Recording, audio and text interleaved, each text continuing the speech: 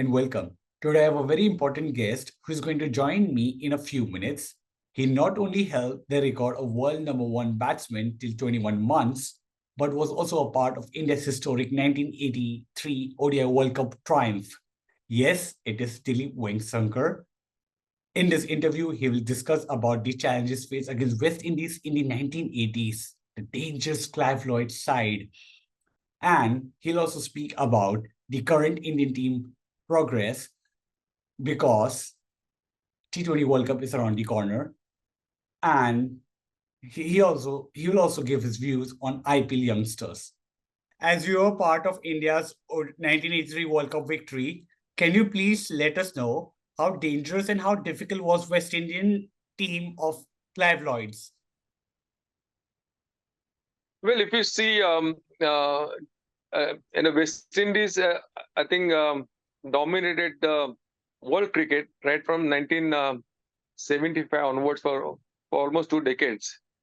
I mean, they were a very formidable team, and they had beaten almost all the teams in the world, and that too emphatically, in the sense that because they had all the fast bowlers, they had the best batting lineup. So that and they had some fast bowlers,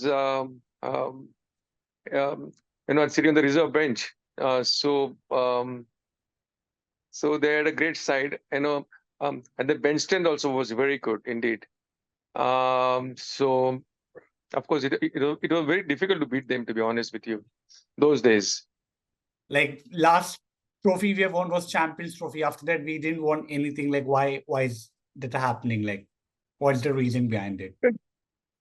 Well, to be honest with you, Indian team is one of the best teams in world cricket at the moment. But as you said, that even in the last World Cup, they had won all their 10 games, which is very rare, which I don't think any team has won all the matches before the final. And India did that. But in the finals, Australia played very well. They outthought India, I would say. I think they planned it better. And they executed the plans absolutely superbly. But having said that, they haven't won the ICC championship for a long time. But I'm sure they'll start winning now because it's a matter of luck, I would say, because the Indian team is very strong at the moment, a very balanced team, and with a good bench strength also to boot. Why is it like, why can't we convert it to a final stage by winning it? We have been dominant in group stages, always. Like always we have, we have reached semi-final and final. Yes, actually, we have done it in the past because we have won many championships in ICC championships as well. But why not again? In the sense, why we can't do it? I think I'm sure we are capable of doing it. The only thing is that they have to believe in themselves, that they are the world beaters or the best team in the world cricket at the moment, because in all formats of the game, India is the number one at the moment. Yeah. 19th edition of IPL has started, and nowadays the games are going 250 plus, which at your time was a par ODI score. Like, in an ODI game, 250, 260 runs was a par score for a team to chase. But nowadays, IPL edition is going like the scores are of ODI in T20. Like, what do you have to say about this transition of the game? Yeah, amazing. Because this we never heard of, and of course they have introduced more shots also. I think the grounds are smaller, and the quality of bats also very good. And they have introduced, as I said before, some innovative shots. And and the batsmen are dominating the game now completely. Well, I think T20, I think should be the last format, because if they have T10, I think it will be just a wild slog, and it will become mockery of the game, which I would like to watch, to be honest with you. I think T20 is okay in the sense, now people are enjoying it. It's an entertainment, but the real skill and mental toughness is only in Test match cricket, which I feel is the ultimate form of cricket.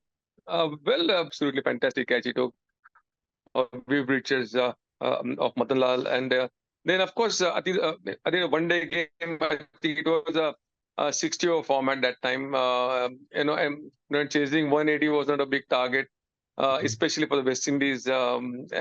But but India got the early wickets, and that put a lot of pressure on West Indies, and they collapsed because the West Indies was a team that if you put them under pressure, there's an outside chance that they would succumb to the pressure and lose the match, and that's what happened in the final of the 1983 World Cup.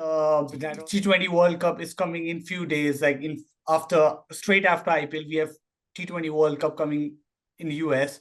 So how far will India progress in that tournament? Will they win it? They have the best chance to win because they have just, I think by end of May they'll be finishing the IPL, I think, which is one of the top tournaments of this format, T20 format, and then they will be going to US to play the matches.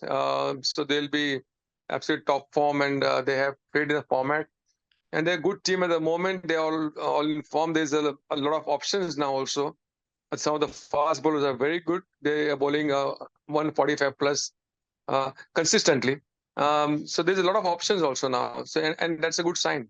Which youngster has a bright future ahead? Like, for example, Yashasvi Jaiswal has become an exceptional player since 2-3 seasons I've seen of IPL, and for India as well, he has played well. He has scored a century in last Test match series. So, like, according to who is a player who is bright to shine in the upcoming future? Well, there are quite a few players. I think Yashasvi Jaiswal is from academy also, and another player from academy, I think from Pune, is Ruturaj Gaikwad.